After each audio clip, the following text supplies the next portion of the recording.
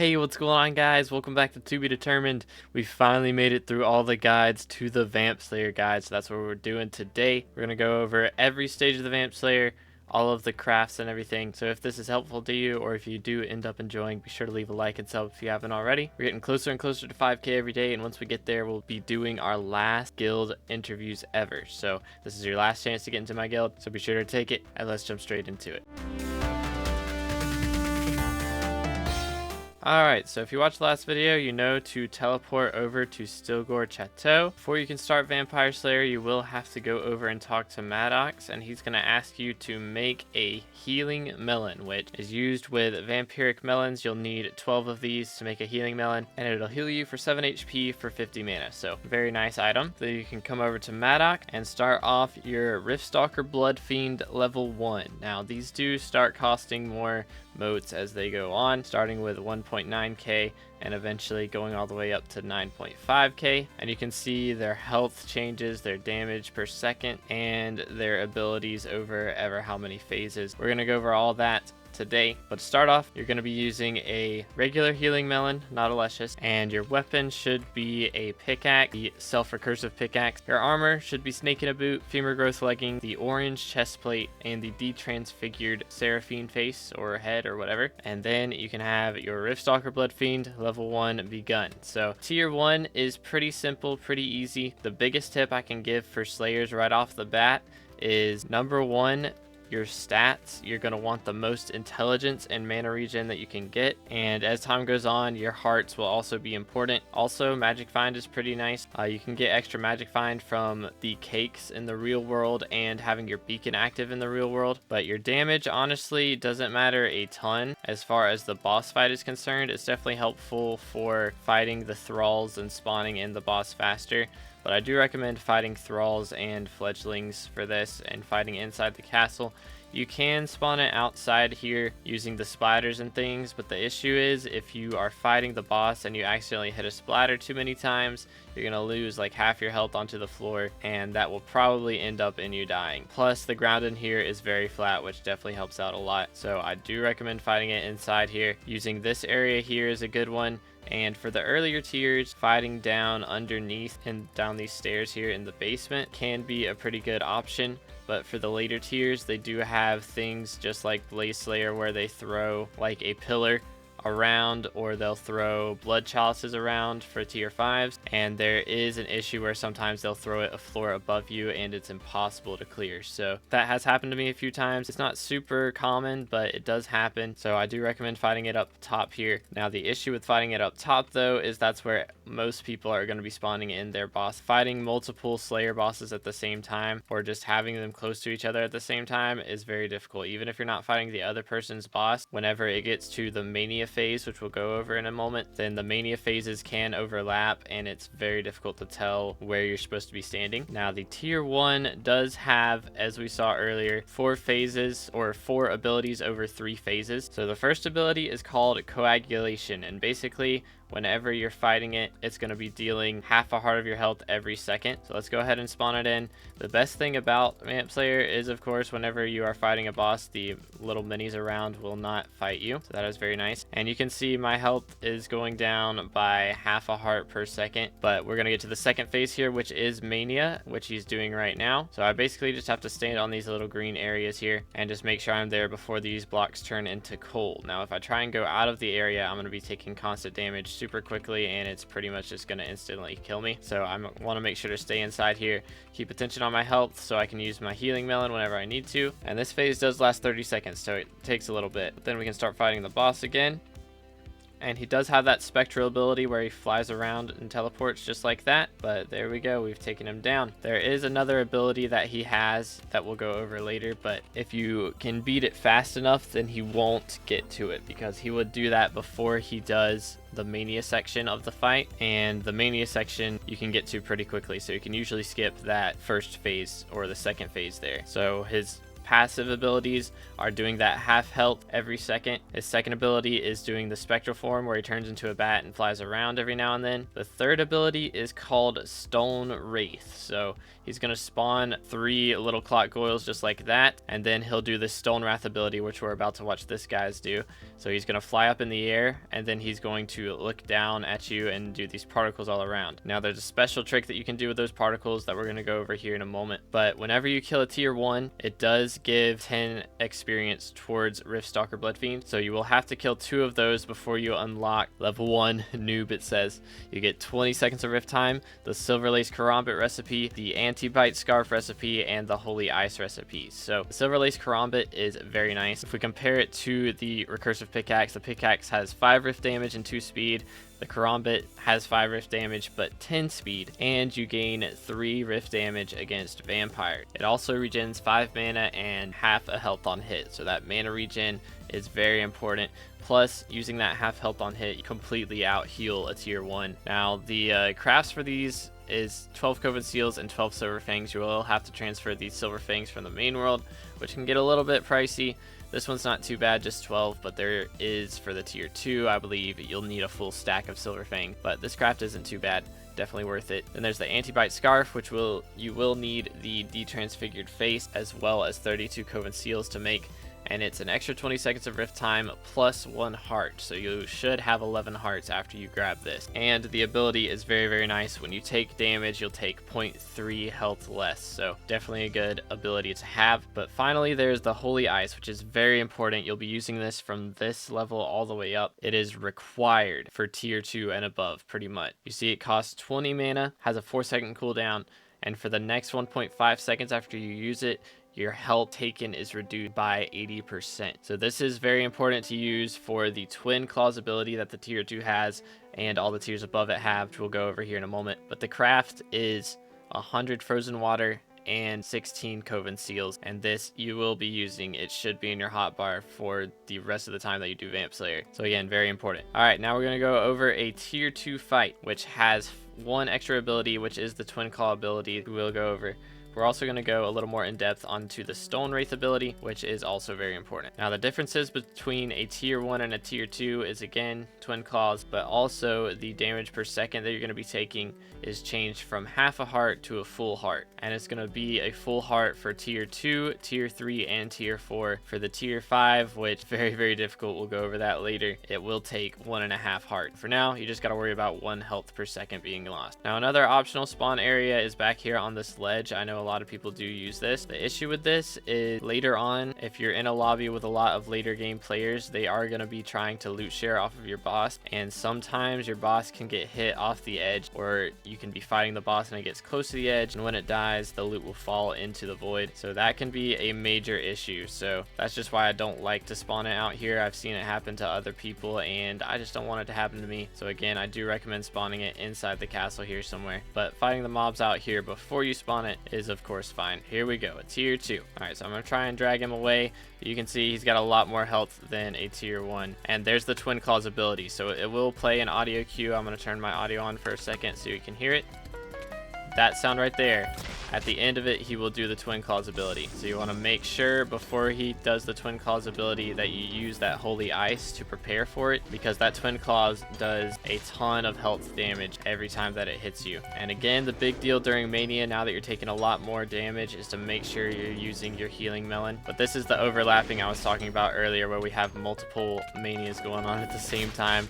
It can be a big issue, especially if you're back into a corner like this. But there's a lot going on right now. There's the Clock Goyle phase, and now he's about to do Stone Wraith. So with Stone Wraith, you want to make sure you're sitting on top of these until you hear the audio cue, and then you can back up. And you see the graves of the Clock Goyles were destroyed, and that's because if he does use his other ability, which is called Resurrection, it's the third ability in that phase. So first he does the Clotting, which is spawning the 3 Clock Goyles. Then after you kill the Clock Goyles, he will do the Stone Wrath ability, which if you don't destroy the graves of the Clock Goyles can be bad, because he will do the third ability in that phase, which is Resurrect the Clock Goyle. And you'll notice while the Clock Goyles are alive, you will be missing some HP. So the Clock Goyles do take away your health if they are alive. So you want to make sure you take care of them, because that can be really bad if you're later on in in the later bosses, and there's a tier 4 or a tier 5, they'll do that ability multiple times, so you could end up with like 6 to 9 clock goils all around if you don't take care of that, which would leave you down to like 3 HP if you've got the max gear, maybe 5. But you just want to make sure that you're taking care of those clock goils by using the Stone Wrath ability, making sure it's on top of the graves so they don't respawn. There's a lot going on in these boss fights. I'm just trying to take it one step at a time, but with the tier 2s you gain 25 Vampire Slayer XP, and to get to Vampire Slayer level 2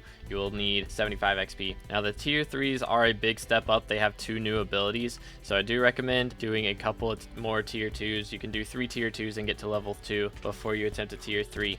And with level 2 you unlock quite a few useful things. So first off, there is the Maddox Bat Fallen, which you just need 8 Coven Seals around a Maddox Bat Fallen, which you can use in the Rift transferable chest. You can bring that over, and then you can make the Maddox Bad Fallen, which instantly calls Maddox, so it's very nice. Then there's the second tier of Healing Melon, which is the Juicy Healing Melon. You just need 16 Coven Seals, and it will heal 2 extra HP. Unfortunately, the same mana cost, but still very, very nice. Finally, there is one of the most useful items in Vamp Slayer, the Stake.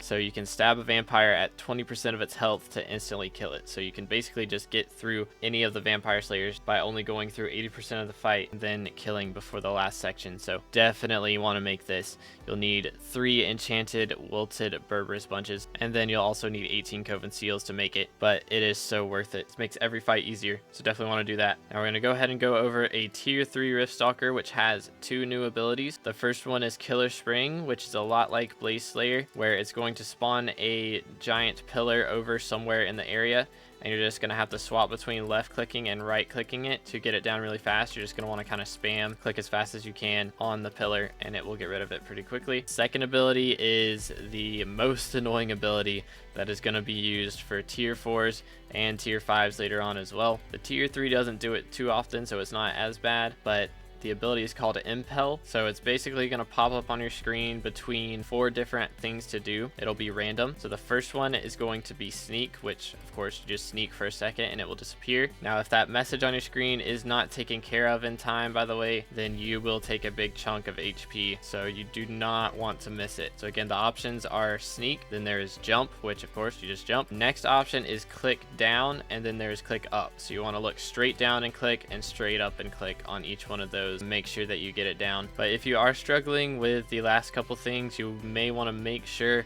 that you've maxed out your Enigma Cloak. That is very important to have a maxed Enigma Cloak, which if you've watched all my previous videos, you should have all the Enigma Souls. So it'll just cost a few motes, and by a few I mean a lot. It's going to be like 5,000 to 4,000 motes per upgrade, I believe. So it does cost a bit, considering that you have to do 8 different upgrades, but the mana regen is pretty much required, and the speed is definitely very nice to have. So again, I do recommend doing that. All right, so we're turning our audio back on again, and we're going to spawn this in the middle here. There's 2 people fighting their bosses on either side.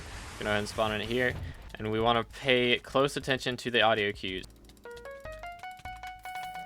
So that was the audio cue for Twin Claws, and then we're in Mania, and you can see there's the Impel thing where we have to jump in time. If we don't jump in time, we're going to take a lot of damage. If we fail to do what it says, we lose 4 whole hearts, which is a very big pain. So you want to make sure you're paying attention and doing what it says. And this is just part of Mania. It's not going to happen too much often other than that. There's the Clock Goyle section, so we want to make sure we kill these. And then he's about to go into Stone Wrath section. Here we are. And that little da-da-ding is the audio that he's done, that you can move out of the way. He's going to hit right where he's aiming. And then there's a second Mania stage during the tier 3s, and it's going to be the same way for all the tiers after this. You will have 2 Mania stages at the least, but what of course is going to help us a lot is the Stake. And you'll notice after Mania, he's always going to immediately do the teleport and then the Twin Claws. And then he's going to again do another Clock Goyle section. And we have the Killer Spring, so walk up, left click, right click, left click, right click, spam in between it, and then he's got Stolen Wrath again. Come back over here, done the audio cue, we can move, comes down, and then we hit, block the hit, and you can see his health is in yellow bold. That means we can hit him with the Stake. whenever their health is in yellow bold, you can always hit them with a stake and it will instantly kill them. You'll notice that will happen for the regular mobs as well. It's not just the boss, it's also for the regular mobs. So we'll hit a thrall here a few times and you can see his health is bold, so we can stab him with a stake and insta kill. And you saw that did 1039 HP. So we just hit him with our fist, 29 or 23 health, 1039 damage done. But again, if you are struggling, you want to make sure you've got these talismans as well. The Max Crux Chronomicon is definitely nice for intelligence. The defective monitor is good for intel. The warding trinket is good for intel. So all these intelligence ones and mana regen ones are very important. You want to make sure you have those at the highest level you can. That was a tier 3 completed, which is 60 Vamp Slayer XP. You do 3 of those, or 4 of those actually, and you will unlock Vamp Slayer level 3. Unlocks the Vampiric Time Charm, as well as Blood Badges, Leggings of the Coven, and the Permagelled Garlic Flavored Reheated Gummy Polar Bear. So this polar bear is not necessary. You can do it if you want to. It is a little bit pricey just because that is like 7 million coins worth of reheated gummy polar bears from the real world. And all this other stuff does take a little bit to grind, but if you're going to be doing a lot of Vampire Slayer either for money or for moat, then it is going to be worth it to get this because it will make you spawn the bosses a lot faster. But let's talk about the blood badges. So blood badges are kind of big deal of Vampire Slayer. You're gonna need them for everything, so they're the same as like Revenant Viscera or Tarantula Silk from the other Slayers. For these blood badges, you will need a stack of Coven Seals for each one, 2 Crux Motions, which is 2 of every single Crux in the game, as well as 2 Leech Supreme Frags and 2 Backday Frags. So you do get 8 Backday Frags and 8 Leech Frags from their respective boss fights, so that part isn't too bad. The Crux grinding isn't too bad either.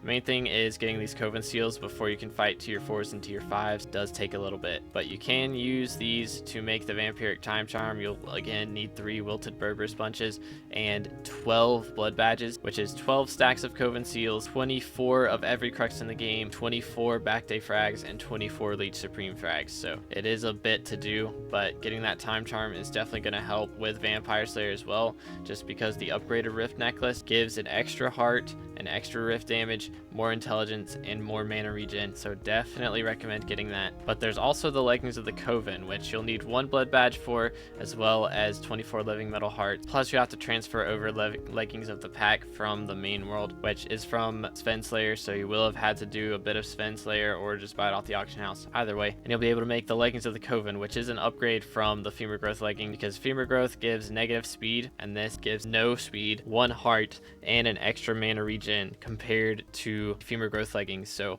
that extra heart and the extra mana regen is very nice. Plus with Leggings of the Coven, you gain an ability that gives an extra rift damage and 2 mana regen for each other wearer within 64 blocks at a maximum of 3 players. So the color that you choose will determine whether or not you get 2x stats. So make sure that your Leggings of the Coven are on black. That is the color that pretty much everybody chooses. So no matter what lobby you're in, as long as you have black leggings, you should be getting some extra damage compared to normal. So after those upgrades, you should have a total of about 3 heart, and you can try to do a tier 4 before you do those upgrades, but it's going to be difficult.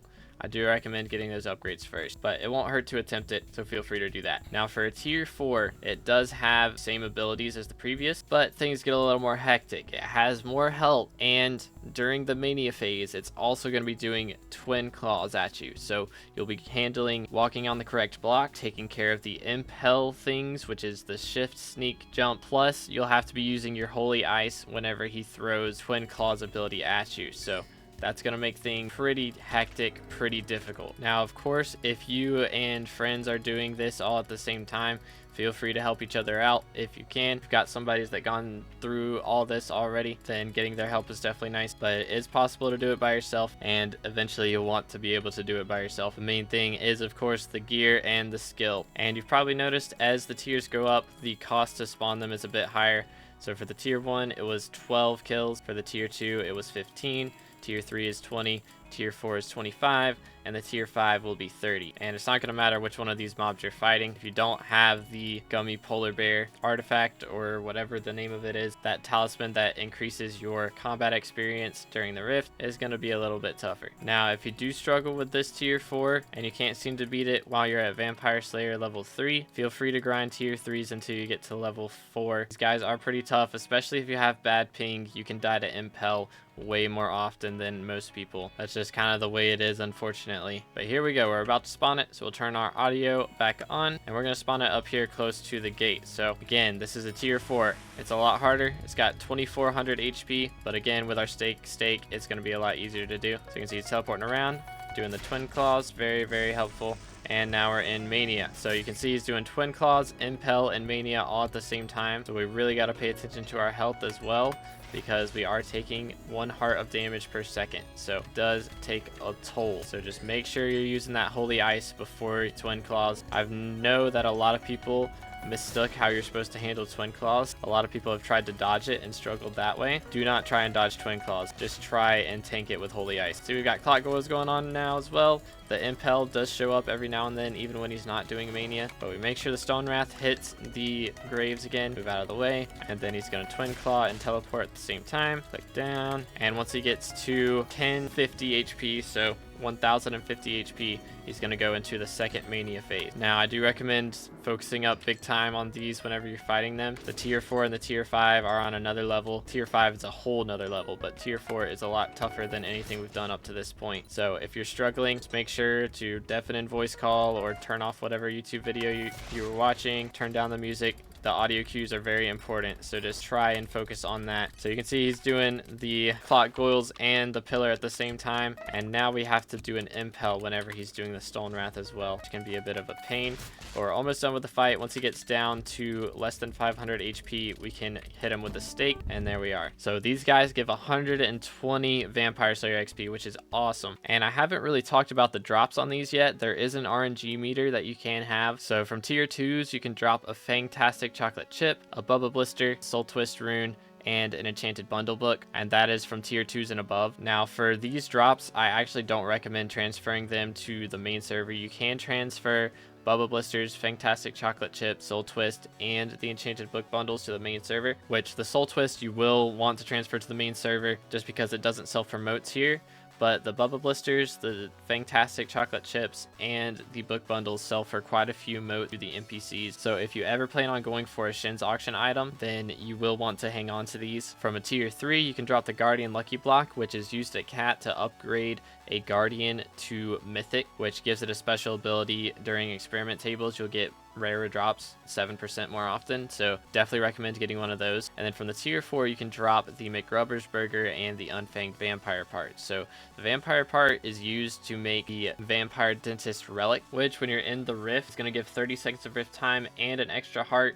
Plus it does have a special ability to heal you an extra heart every time you use your Luscious Healing Melon, so that is very nice as well. But if you transfer it to the real world after you've crafted it, it does require 8 blood badges, so it does take a little bit to craft. But if you transfer it to the real world, it does give a lot more things. It will give you 10 health regen, plus apply a natural regen tick when you deal melee damage, as well as an extra vitality, and that sells currently in the real world for 40 million coins. So this is one of the big money making methods from the Rift. But McRubber's Burgers are also important if you're going for Shin's items, because these give an extra 5% from NPCs permanently. So you eat the burger and then you get an extra 5% sell price to NPC. So once you get 5 of these, they max out at 5. You get a 25% extra sell price to NPC, which is very, very nice. Makes it a lot easier to get the items from Shin's auction. So if you do plan on grinding Rift, then you're going to want to aim for these, have your RNG meter on this first, and then you can move it to the Vampire part.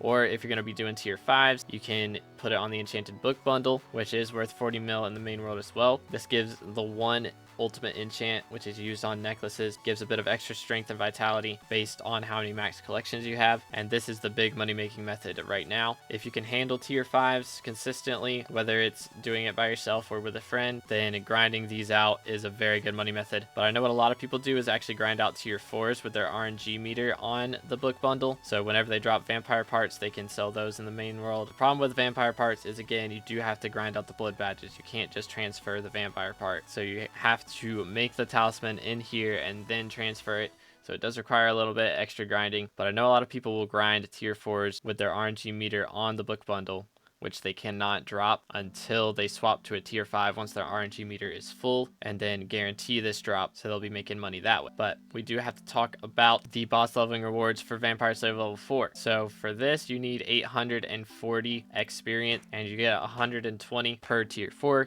So if you're grinding out tier 4s to get to this, it will take a little bit. You'll need to kill 7 of them, and then you unlock all of these crafts. The first of which, the Silver Twist Karambit, is the max sword in the Rift. It's an extra 6 Rift damage and 15 speed, 5 extra Rift damage against vampires, and you regen 6 mana and half a health on hit. Plus, there's the Luscious Healing Melon, the maxed Anti-Bite Scarf, and the Weirder Tuba. So crafts for these, you'll need a stack of Silver Fangs and a Blood Badge for the Silver Twist Karambit. For the Healing Melon, you'll need 2 Blood Badges. For the Anti-Bite Scarf, you'll need 2 Blood Badges and to transfer over a Scarf Studies. And then there's the Weirder Tuba, which you can transfer a regular tuba and get 10 speed and 1 rift damage when you use it for 20 seconds, or you can make this Weirder Tuba with 16 living metal hearts, a blood badge, and get 30 speed and 2 rift damage for 30 seconds. So this is definitely helpful for spawning in your boss faster. It's difficult to use it during the fights if you don't have a bunch of mana, but if you've got the max stuff, then using this during the mania phase can be pretty helpful to just make sure you're walking to the different areas faster, so you don't have to worry about it for as long. But at the very least, you are going to want the Bite Scarf and the Karambit before you take on a tier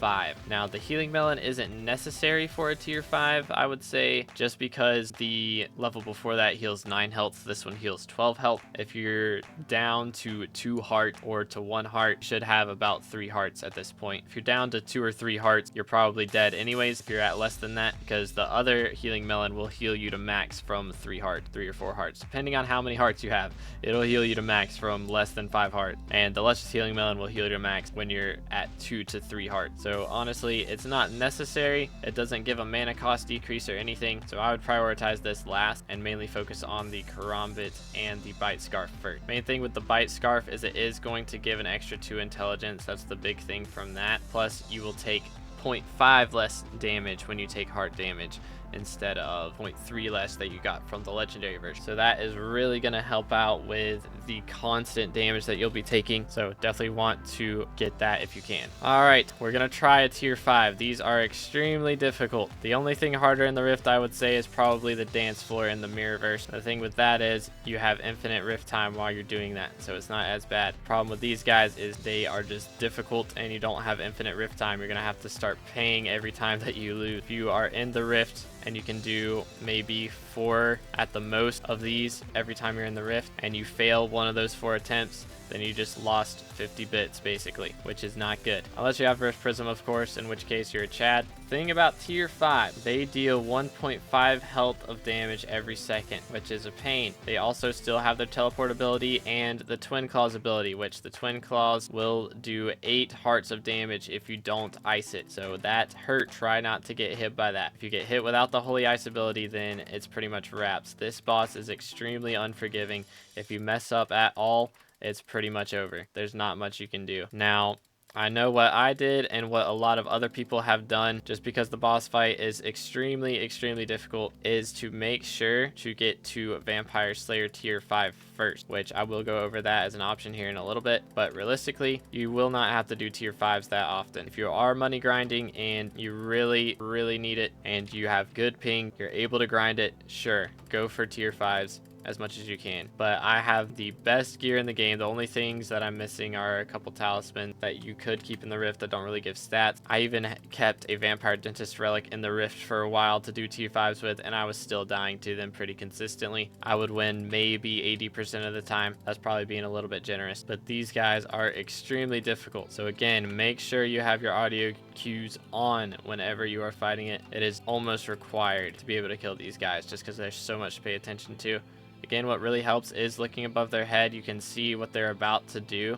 It will pop up above their head a couple seconds before they do it. And that goes for all tiers. Tier 1 to tier 5, it will pop up above their head what ability they're about to use. But as you do the fight more often, you'll get used to it, and you won't even have to look to know what he's about to do. So the T5 does introduce a new ability called Blood Ichor, where he's basically just going to spawn in a blood chalice somewhere close to him, and if you don't get rid of it in time, it will kill you. It must be destroyed within 25 seconds or it's over, and the only way to destroy it is to get a Twin Claw to hit it. So let's turn our audio on and let's jump into it. The impel on this guy is ridiculous as well. So you can see he's about to do Ichor right there. This is the blood chalice right here, and the amount of HP that he does per second is crazy as well. But we want to make sure we don't have this fight close to anybody if we can. We got really lucky there. He destroyed the Ichor as he was doing the twin claws. He spawned it in and instantly destroyed it, so that was really lucky. But you can see the amount of time you have to react on this guy is not much. You have to pay close attention, so the amount of talking that I'll be doing is going to make this very difficult. But you see how often he does impel. It's so much more often than any tier before it, so we have to make sure we're paying full attention.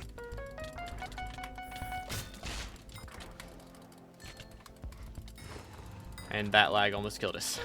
Now the other thing is, if you can get him to do his mania before he does the Stolen Wrath section of the Clock Goyle ability, then if you make him do mania close enough to the Clock Goyle graves, then that will also destroy the graves. So that is also an option. But you can see he does so much at the same time. It's a little ridiculous. He just spawned a pillar, did the Clock Goyles, and had a Blood Ichor, as well as throwing twin claws at me all at the same time, and it's so difficult to handle everything. Now if he does a Blood Ichor during a mania, it's usually not too bad because you can aim where he's going to do the twin claws ability at pretty easily. But the main thing with the Blood Ichor is to stand close to Chalice whenever he's about to do a twin claws ability, because he could teleport from where he's at now to somewhere else before you are ready for it. So just stand as close to that ability as you can. And if you miss an impel here, it's instant death as well, so you want to be very careful with that. The impel does 20 hearts if you miss it during a tier 5, so you want to make sure you handle it. If you miss that, then it's over. But there we go, it is down. I have not done one of those in a while, and I'm honestly very surprised that I was able to do it first try while talking to you guys like that. Those are extremely difficult, but again, as long as you have audio cues on, it's going to help out a lot. But I do have the max gear in the game, which you cannot get until you have level 5 Vampire Slayer, which unlocks the ability to craft the Dentist Relic and the Sepulture Chestplate. So the chestplate is extremely useful. The orange chestplate gives 5 intel and 10 mana regen, while the Sepulture Chestplate gives 25 more intelligence and 15% more mana regen, as well as an extra heart. Now it is a bit pricey. You will need 24 Wilted Berber's bunches, 12 blood badges, and a stack of living metal heart, but it is so worth it. This chestplate makes T5s so much easier, which is saying something. T5s are so difficult. It's a little ridiculous. But again, the main tips I can give on the T5s, focus on impel first. If you lose to impel, the fight is completely wraps. Impel does 20 heart if you lose to it. So you miss one impel, the fight is over. So that is the main thing you want to focus on. Mania is a pretty big deal on tier 5s as well. On the other tiers, you'll lose maybe a little bit of health, but on a T5, if you aren't standing in the right ring, you're going to lose 15 hearts, which no matter what gear you have, even if you have a Dentist Relic in the Rift, is all of your HP. So you will insta die if you don't stand in the right ring on Mania, if you don't have the Holy Ice ability done. So you just want to make sure that you've got that down. And again, the Killer Spring is a big deal as well. No matter what health you have, even if you use Holy Ice in front of it, if you miss a Killer Spring, which is the beacon or the pillar that pops up, you insta die no matter what. It doesn't even tell you how much health it does. It just insta kills. Now, if you get hit by Twin Claws, you can recover from that. It only does 8 damage. So if you Holy Iced too soon, you can instantly heal up with the Healing Melon. Just the main issue with these guys is your mana. You want to make sure you're not healing too often. So I usually try and make sure that I get down to about 7 hearts before I use my Healing Melon. That definitely helps out a lot, because if you're just spamming your Healing Melon, eventually you're going to run out of mana and you're not going to be able to Holy Ice or heal through something. So that can be pretty difficult. Also, another thing is when the blood ichors are active, each one of those that is around increases the damage per second by half a health. So when one of those is active, you're gonna have to pay attention to your health a lot more and make sure you're out healing it. Again, with the blood ichors, make sure you're standing as close to the chalice as you can when he's about to do twin claws, because if you, let's say he is over here, he's that brown mushroom block, the boss is that brown mushroom, and the blood ichor is this gravel right here. If I stand right here and then he suddenly teleports over to there, then the twin claws is going to come over this way and miss the gravel block. So I want to make sure I'm standing on top of the gravel block when he's about to twin claw, because if he teleports, then it's going to hit it no matter what. Now, after you have killed a tier 5, if you are going to go for the moats grind, as far as going for Shin's auction, The best way to do that is to actually just kill thralls and fledglings without actually getting in and spawning your own bosses, because if you are spawning your own bosses, then it is costing you motes and it's just not worth it. Whenever you're fighting these little thralls and fledglings, they are dropping you vampiric melon, and every 160 of those that you get is 26,000 motes, which is very nice. Plus, you can loot share like I just did and get these fantastic chocolate chips or Berberus bunches, whatever you get, and just sell these. This is 12,500 motes that I got for just helping with the last stage of that guy's fight. The main thing that you want to do is try and make sure that you jump into the fight after the last mania section is done. If you jump in before the last mania section, it's going to take you a while to help kill the boss, and half the time people spawn in their boss, they're going to die to it. If you're in early game lobbies and people don't have the high level vampire slayers, there is a pretty good chance that they are going to end up dying to their boss before you can get the loot share off. So just make sure you jump in at the last second. Even if you wanted to just jump in and steal the last steak, that is enough to get the loot share. But I do recommend, just if somebody's on their last mania section, wait until it's over. There is a timer above the boss's head that says when the mania section's about to be over. Wait until that's about to happen, and then you can pounce on it, get your damage in right before the boss fight's over, and get the loot share. So Vamp Slayer, there's a lot of information that I kind of just dumped on you for that, but it is very good information, I feel like.